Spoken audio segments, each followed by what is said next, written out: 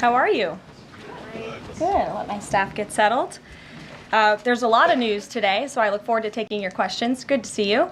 And I have some updates for you as well. Later today, President Trump will address the Business Roundtable's quarterly meeting, where he will tout his pro-growth economic agenda and answer questions before more than 100 of our nation's leading CEOs.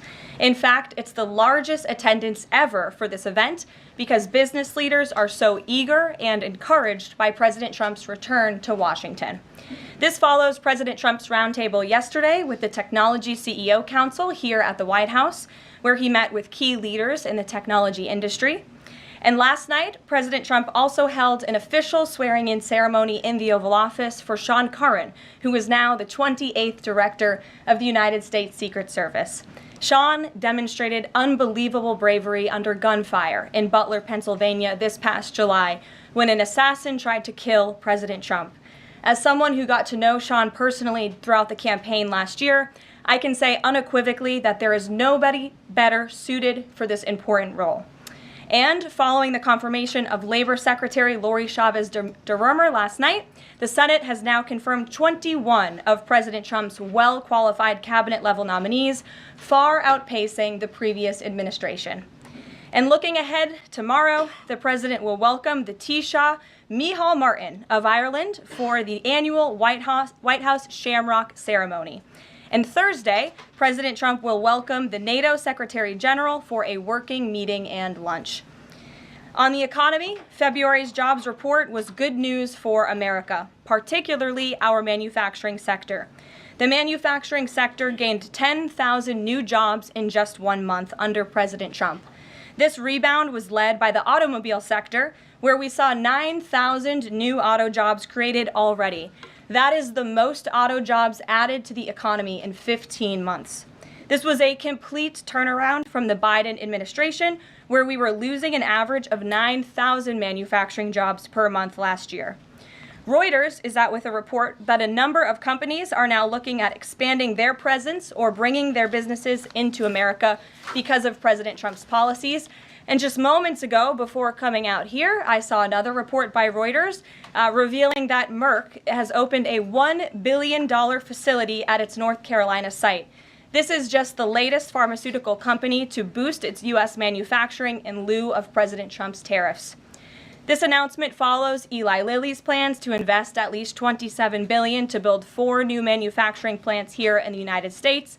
And Pfizer has also said it's considering moving their manufacturing overseas right here to the United States of America. As the president has said over and over again, when we purchase products made in the USA, the profits stay here, the revenue stays here, and most importantly, the jobs stay here. And despite the globalist mainstream media's attempts to worry consumers, President Trump will not repeat the trend of past American presidents who broke their promises to the American public and smiled while they stuck a knife in the back of American workers and shipped their jobs overseas. Our country has lost more than 5 million jobs in more than 90,000 factories due to devastating globalization over the last 3 decades alone. North Carolina lost 300,000 manufacturing jobs, including 60% of its furniture manufacturing jobs in the years following NAFTA. And in Michigan, globalist policies destroyed 250,000 jobs, including 40% of the auto industry, which again we know is clawing back because of President Trump's action already. These are harrowing statistics that represent countless towns and families who have been completely destroyed. But the America Last globalist era is ending under President Trump. He will no longer allow our country and our workers, our hard-working American families, to be ripped off. On another very important issue for the president, he continues to work hard to secure the border. If you missed it yesterday, CBP launched an enhanced home mobile app with a new feature, the Intent to Depart, which offers unlawfully present aliens or those aliens whose parole has been revoked an orderly and defined process to notify the U.S. government of their intent to depart the country. The CBP Home app strengthens our mission to secure the border and provides illegal aliens with a straightforward way to leave now before facing much harsher consequences later. A new report from Bloomberg just found that the number of aliens trying to reach our country by traveling through the jungle to Central America dropped a whopping 99% last month. And this follows the incredible news that illegal border crossings plummeted last month as well, down 94% at our southern border from last February under the Biden administration. As President Trump made clear during his historic address to Congress, we must finish this job and continue to carry out the largest deportation campaign in American history. And that is why the president fully endorses the continuing resolution that is before Congress and was negotiated by Speaker Johnson. He is encouraging all Republicans to vote yes on this clean CR, which freezes funding at current levels and will prevent the Democrats from getting their long-awaited government shutdown. Voting against this CR will hurt the American people and kill the incredible momentum that President Trump has built over the past 51 days. And lastly, before I take questions, I would like to commend the Washington Post, who I believe is in the room today. According to a new report from Axios, the Washington Post is overhauling their newsroom structure. It appears that the mainstream media, including the Post, is finally learning that having disdain for more than half of the country who supports this president does not help you sell newspapers. It's not a very good business model.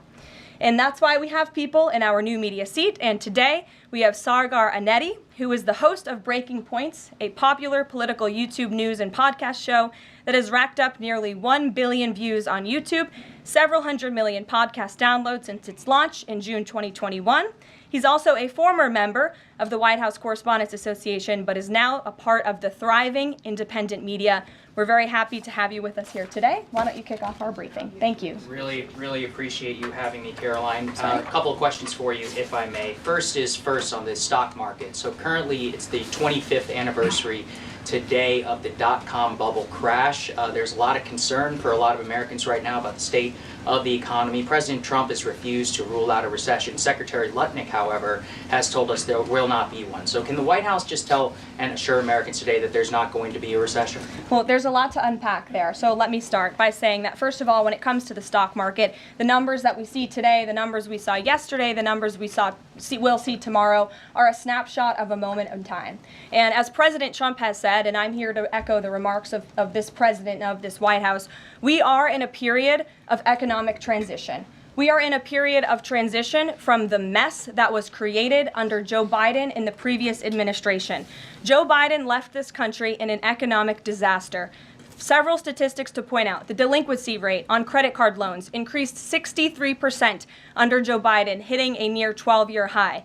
Under Joe Biden, all net job growth went to foreign-born Americans. Real wages declined by 1.5% under Joe Biden. And as we all know, and this administration continues to combat, prices soared more than 20% under Joe Biden because of his reckless spending and economic policies. So we are in a period of transition from that economic nightmare under a president who had no idea what he was doing, never held a private sector job in his life, into a golden age of American manufacturing under a businessman and a deal maker in chief in President Donald J. Trump, who is implementing the formula that we know works. Look at President Trump's results in his first term. If people are looking for certainty, they should look at the record of this president. That's why the American people re-elected him back to this office. And look at everything that President Trump has already done and his team has already done in just 51 days. The massive efforts to deregulate, tax cuts, which we need Congress to pass the Trump economic agenda, the Trump tax cuts, which will unleash economic growth. And the president also addressed this directly, I will point out as well, when you look at what he said on Air Force One. And he said he wants the American people to have so much money in their pockets they don't even know what to do with it. That's the intent of this administration, and we're working very hard every day on that goal. Second question on the CR. So President Trump came out today in a primary challenge against Congressman Thomas Massie. Congressman Massie's been a supporter of DOGE. He's been a supporter of Make America Healthy Again. What kind of message is this White House sending against a congressman who's sticking up for principles that he's long held in the chamber and voting against continuing resolution and spending? I think the president has made it very clear that he believes it's critical for conservatives and Republicans and frankly all members of Congress to get behind this continuing resolution to keep the government funded. The president wants to continue the momentum that he has built over the last 51 days. In order to keep the government funded, we got to keep moving with these deportations, and he believes that everybody needs to get on board with this bill. He's been active in this process. He's been making calls to get this over the finish line, and we're urging every Republican and Democrats too to do what's right for the American public to prevent a government shutdown. Just the last question here on Mahmoud Khalil. Does the administration believe that it needs to charge a green card holder with a crime to be eligible for deportation? Well, in fact, Secretary Rubio reserves the right to revoke the visa of Mahmoud Khalil, and I'm glad you brought this up. Under the Immigration and Nationality Act, the Secretary of State has the right to revoke a green card or a visa for individuals who serve or are adversarial to the foreign policy and national security interests of the United States of America. And Mahmoud Khalil was an individual who was given the privilege of coming to this country to study at one of our nation's finest universities and colleges. And he took advantage of that opportunity, of that privilege, by siding with terrorists, Hamas terrorists who have killed innocent men, women, and children. This is an individual who organized group protests that not only disrupted college campus classes and harassed Jewish American students and made them feel unsafe on their own college campus, but also distributed pro-Hamas propaganda, flyers with the logo of Hamas. That is what the behavior and activity that this individual engaged in. And I have those flyers on my desk. They were provided to me by the Department of Homeland Security. I thought about bringing them into this briefing room to share with all of you, but I didn't think it was worth the dignity of this room to bring that pro-Hamas propaganda. But that's what this individual distributed on the campus of Columbia University. And this administration is not going to tolerate individuals having the privilege of studying in our country and then siding with pro-terrorist organizations that have killed Americans. We have a zero-tolerance policy for siding with terrorists, period. Peter Ducey. Thank you, Caroline. So you said that the Dow dropping and dropping and dropping is a period of transition. You're sure nobody here at the White House shorted the Dow? No, I don't think so. Okay. But is there any concern here that it's going to be harder to ask certain federal workers to retire if they look at their retirement accounts and they're getting robbed every day? Well, I'm glad you brought up workers, because that's exactly who President Trump is looking out for with his America First trade policy and his America First economic agenda. And if you look at, there's great indication to be optimistic about where the economy stands. And the American people, investors, CEOs, small business owners, but most importantly workers, should bet on President Trump, because his tariff policies, what he envisions is reciprocity, fair trade practices where American workers are put first and are no longer ripped off by foreign countries all over this world. President Trump says he's going to buy a Tesla today. Did he buy it? And when is the last time he drove a car? That's a very good question. I have heard the president remark that he misses being able to drive, that luxury of driving his own vehicle, although the beast is nice, but he is going to be viewing a Tesla that is making its way to the White House complex now, I can confirm. Perhaps the press pool today will have an opportunity to witness this very exciting moment later this afternoon, but Tesla is on its way here now, and we'll see if the president likes it when he checks it out. So they're bringing him a Tesla to look at, and if he likes it, he's just going to buy it. You know, he's intent on, he's definitely going to buy one, but he'll take a look at it when it gets here later this afternoon. Full retail? Yes, full market price. Kelly. Can we talk about Canada? What is the status of President Trump having a conversation with Mark Carney? Mm-hmm. We have seen the president use the term governor to refer to Justin Trudeau. Will that moniker also go to Mr. Carney going forward? And is the decision to increase the tariffs, is that based on a specific economic metric that he looked at? Is it impulse? How would you describe his reaction to Canada? The president has not yet spoken to Mr. Carney, not since I checked, which was just moments ago. But certainly his phone is always open to leaders who wish to speak with him. As for the tariffs, the president made his position on this quite clear with the statement that he put out. And it was a retaliatory statement due to the escalation of rhetoric that we've seen out of Ontario, Canada. The president saw the Premier, Doug Ford, make an egregious and insulting comment threatening to shut down electricity for the American people, for hardworking American families. He made that threat. The president saw that and has an obligation and a responsibility to respond accordingly and represent the interests of the American people. So he has made the decision to add a 25% tariff. So now steel and aluminum tariffs will come into effect tomorrow at the rate of 50%. And our steel and aluminum industries have actually applauded these tariffs because, again, they know it's going to grow their industry here. It's going to allow them to export more steel that is made right here in the United States with American workers. Egregious and insulting are your words here, but that's what many Canadian leaders have said about the actions President Trump has taken toward Canada. And what do you think the timeline is for speaking to Mr. Carney? Because normally a sitting president speaks to a close ally very quickly when there's new leadership. Well, the president is, again, responding to the fact that Canada has been ripping off the United States of America and hardworking Americans for decades. If you look at the rates of tariffs across the board that Canadians have been imposing on the American people and our workers here, it is egregious. In fact, I have a handy-dandy chart here that shows not just Canada, but the rate of tariffs across the board. If you look at Canada, since you brought it up, American cheese and butter, nearly 300% tariff. You look at India, 150% tariff on American alcohol. You think that's helping Kentucky bourbon be exported into India? I don't think so. 100% tariff on agricultural products from India. Look at Japan, tariffing rice, 700%. President Trump believes in reciprocity, and it is about dang time that we have a president who actually looks out for the interests of American businesses and workers. And all he's asking for at the end of the day are fair and balanced trade practices, and unfortunately, Canada has not been treating us very fairly at all over the past several decades. To the woman in the purple, because I saw you were making a face at my previous answer, so what's going on?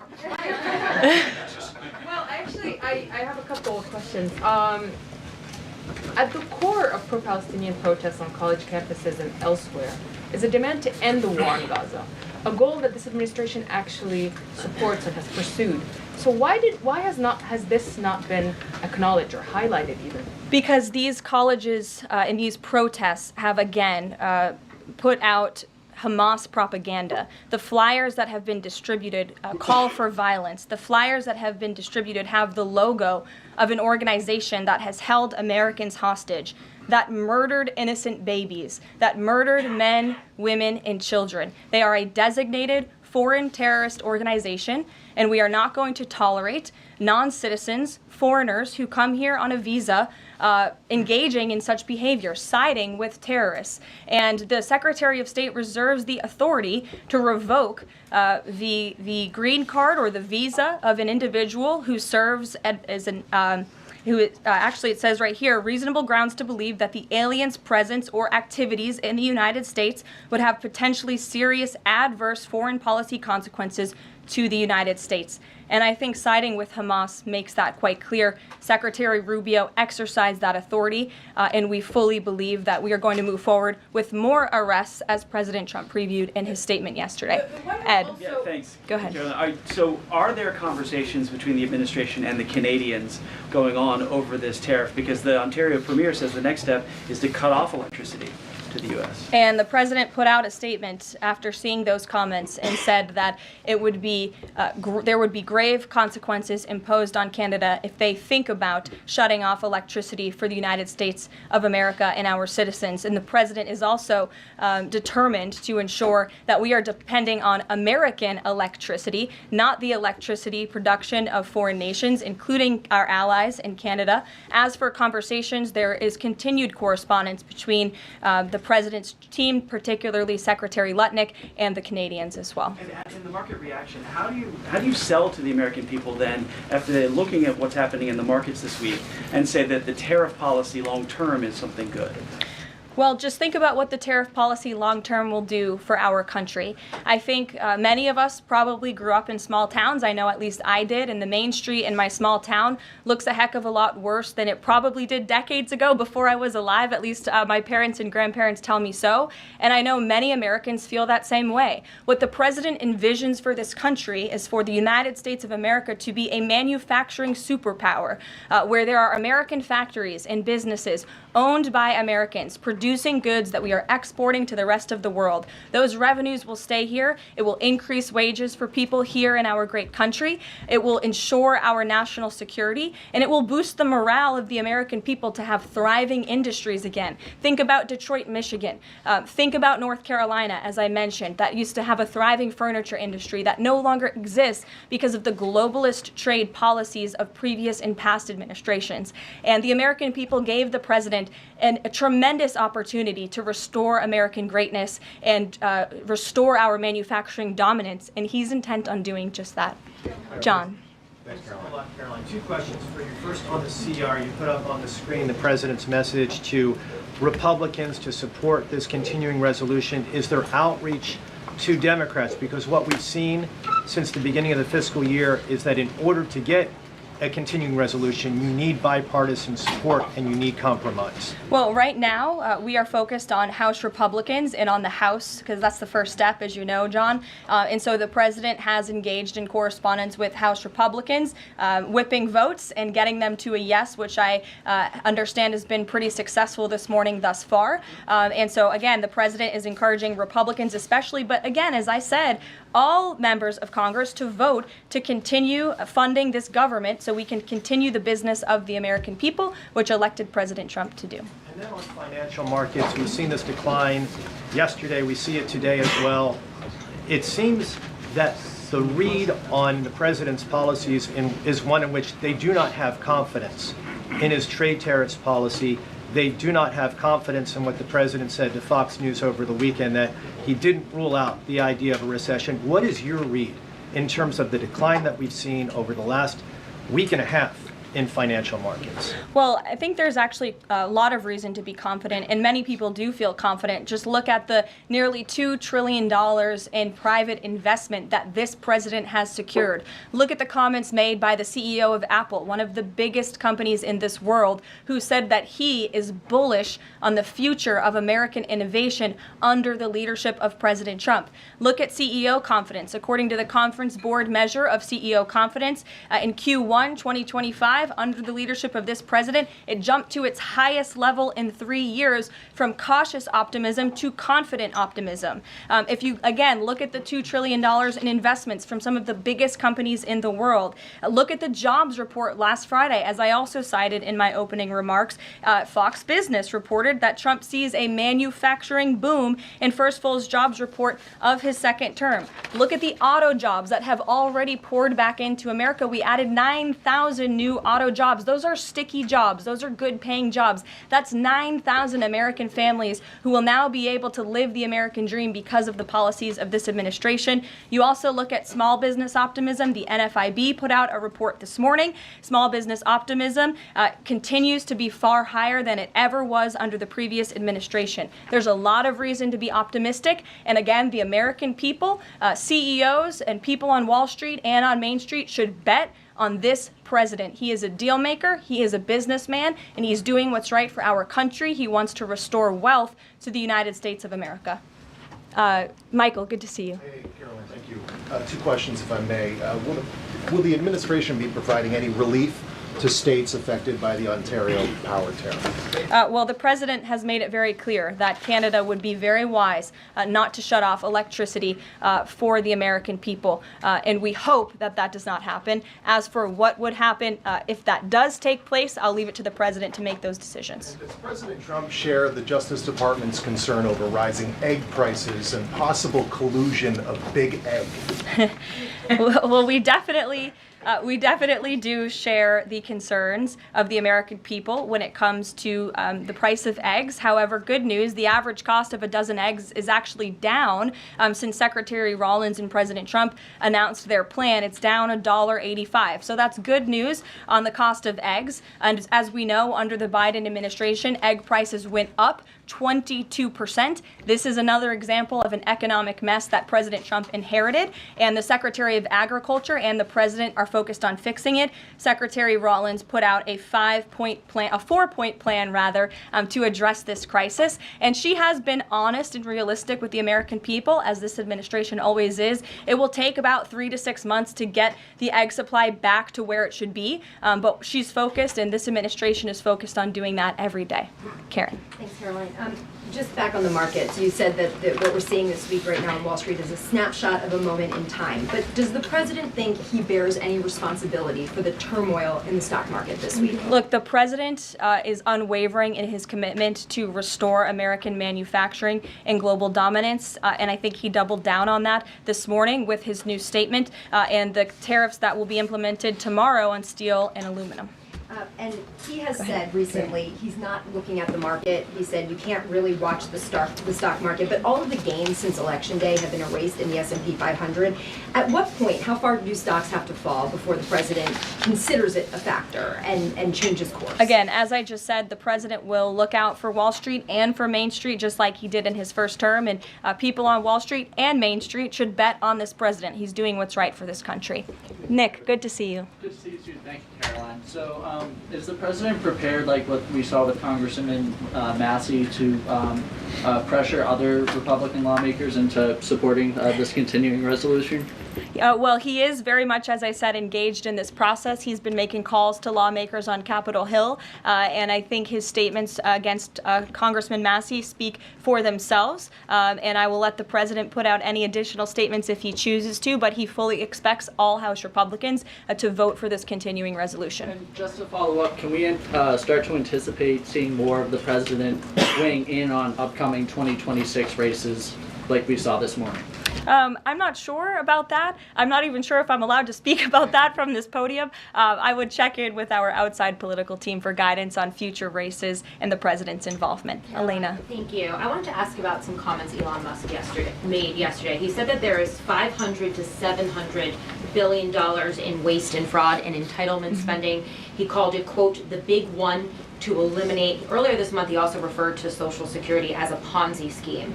Should Americans expect changes, big changes, to Social Security and Medicare? President Trump has been unequivocally clear on this. He is going to protect Social Security and Medicare benefits and Medicaid for hardworking Americans who paid into these entitlement programs and deserve those hard-earned benefits. And unfortunately, the mainstream media has taken Mr. Musk out of context. I saw a Bloomberg headline that our team actually worked on getting updated and fixed because it was so wrong, and it took Mr. Musk out of context.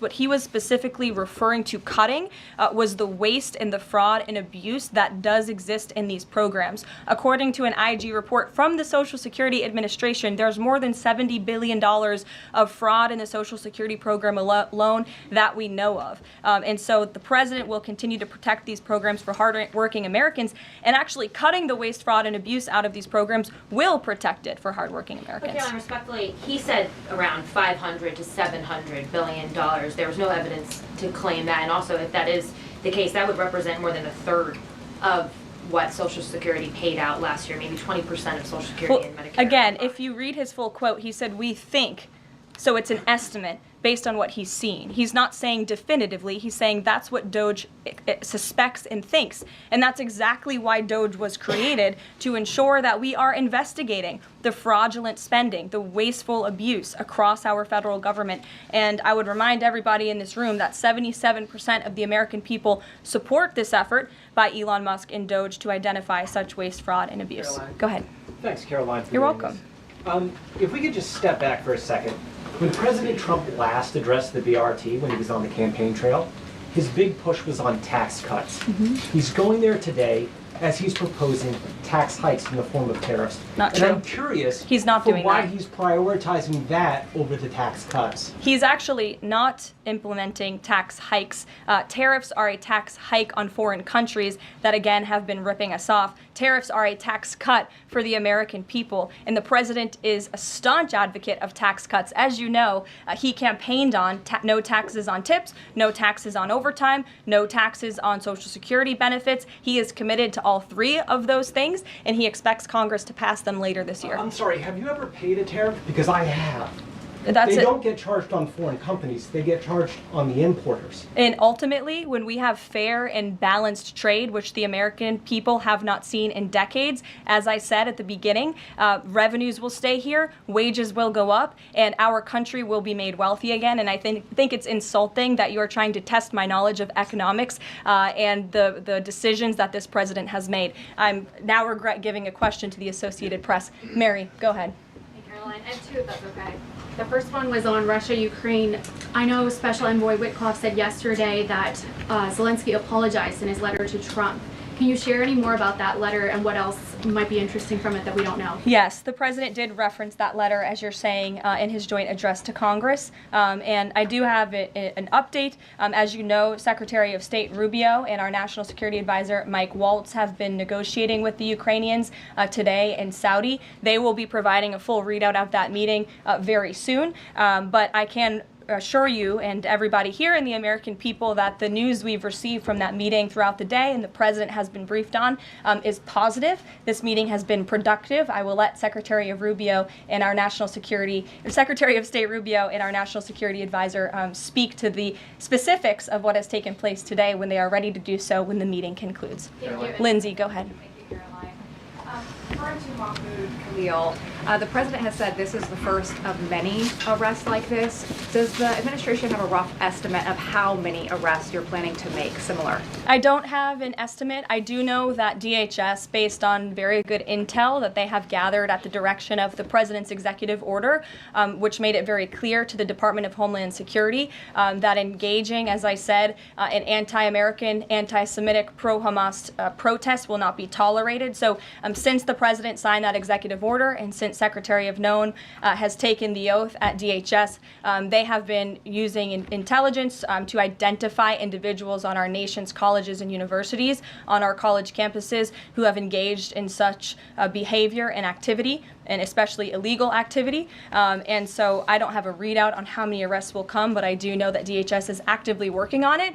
And I also know that Columbia University has been given the names of other individuals who have engaged in pro-Hamas activity, and they are refusing to help DHS identify those individuals on campus. And as the president said very strongly in his statement yesterday, he is not going to tolerate that, and we expect all America's colleges and universities to comply with this administration's policy.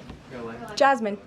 Thank you so much, Caroline, for the question. On Canada, after all of these threats to increase tariffs or turn off electricity, I wonder, does this administration still consider Canada to be a close ally of the United States? Well, I think Canada is a neighbor. They are a partner.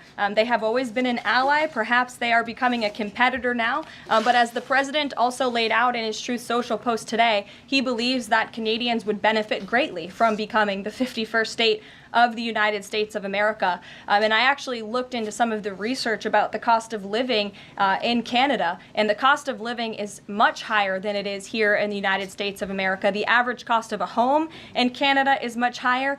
In Quebec, the highest tax rate for an income of $150,000 or more is 53.3%, more than half of Canadians' incomes they are being taxed on. So the president has made it clear that he believes Canadians would be better served economically, militarily, if they were to become the 51st state of the United States of America. Reagan. Thank you, Caroline. A week ago, Attorney General Bondi said a truckload of Epstein files had been delivered to her office from the SDNY. When can we expect those files to be released to the public? I would defer you to the Department of Justice. I don't have a timeline here. Do you have any update on the JFK files? I don't at this moment. Again, I would defer you to our DNI director, Tulsi Gabbard, and also the Department of Justice. I know that they are working on that diligently, as the president requested them to do. Christian.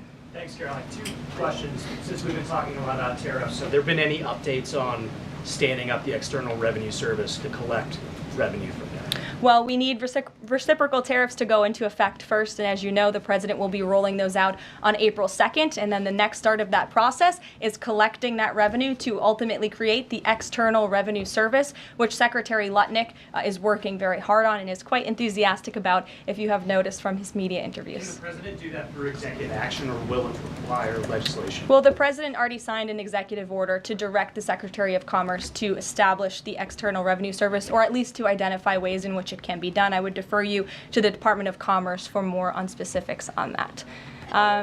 Sure, in the back. Thank you very much, Caroline. I have a few questions on South Korea and North Korea. First question, as you know, South Korean President Yoon has been released from illegal detention. What is the reaction of the United States as an ally?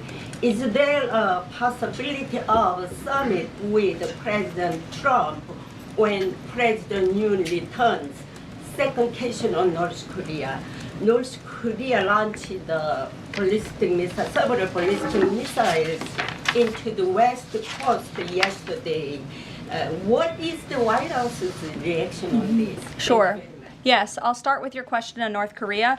We condemn these actions and we call on North Korea to stop their unlawful and destabilizing actions. As for South Korea, the U.S. and Republic of Korea's alliance is ironclad, and the Trump administration remains in close contact with our South Korean counterparts as we work together to promote a free and open Indo-Pacific. Sure. First question you didn't answer that release of South Korean president from jail. I don't have anything on that, but I can certainly check in with the National Security Council and get back to you. Sure, good to see you. Press Secretary, many are concerned about the validity of President Biden's official actions and also his pardons of the possible criminal actions of individuals such as his family members and Liz Cheney, as information is emerging that many of his official actions were auto-signed, possibly even the pardons, and without his knowledge or consent. Does the White House have any information available currently that Biden was actually the one that approved and signed those pardons? And second question, will the DOJ investigate whether President Biden's cognitive decline allowed unelected staff to push through radical policy and pardons without his knowing approval? I don't know the answer to that question, but I can check in with our folks here who may know the answer to that question and get back to you. Dasha, go ahead. Caroline, you did a great job articulating the vision that President Trump has for what he believes his tariffs can do in terms of bringing jobs back to the United States. I asked you last week about how much Americans might need to buckle up for some short-term pain, a conversation that with the President and Treasury Secretary Scott Bessent have had with the people. I'm wondering, how high is the pain threshold for President Trump and for this White House as you watch some of the turbulence in the stock markets, as you field concerns from businesses and potentially see some of those approval ratings drop in the short term? How much is he willing to stomach that, and will he stay committed to his vision for tariffs even as all of this comes up? Well, the president has been working hard every single day to alleviate the pain that was inflicted by the previous administration through massive deregulation, through drill baby drill, as we like to call it, unleashing the might of our energy industry, which we know will ultimately drive down costs for consumers here at home. And again, as I mentioned, the president is intent on signing tax cuts for the American people to put more money back into their pockets, which will ultimately unlock consumer confidence. And again, I'll reiterate the president's words in layman's terms as he does best. The president wants the American people to have so much more money in their pockets, they don't know what to do with it. That's the goal of this administration, through tariffs, through tax cuts, through deregulation, and through unleashing the potential of our energy industry. I have two more quick notes before I wrap up. April 28th, I can confirm that the Philadelphia Eagles will be here at the White House to celebrate their Super Bowl victory. I know there was a lot of fake news about an invitation that wasn't sent or was sent. We want to correct the record. We sent an invitation. They enthusiastically accepted, and you will see them here on April 28th. And lastly, on a sad note, I would like to express our condolences to Fox News and to the entire Fox family who did lose a cameraman, Craig Savage, who passed away at 61 years old told recently, a very tragic death, an individual who was a great man and covered this building for many, many years. So the entire press office, the communications office here wants to express our condolences with his family and also with Fox News. And I'll see you guys later. Perhaps you'll see the president in a Tesla later this afternoon. Have a good one. Thanks.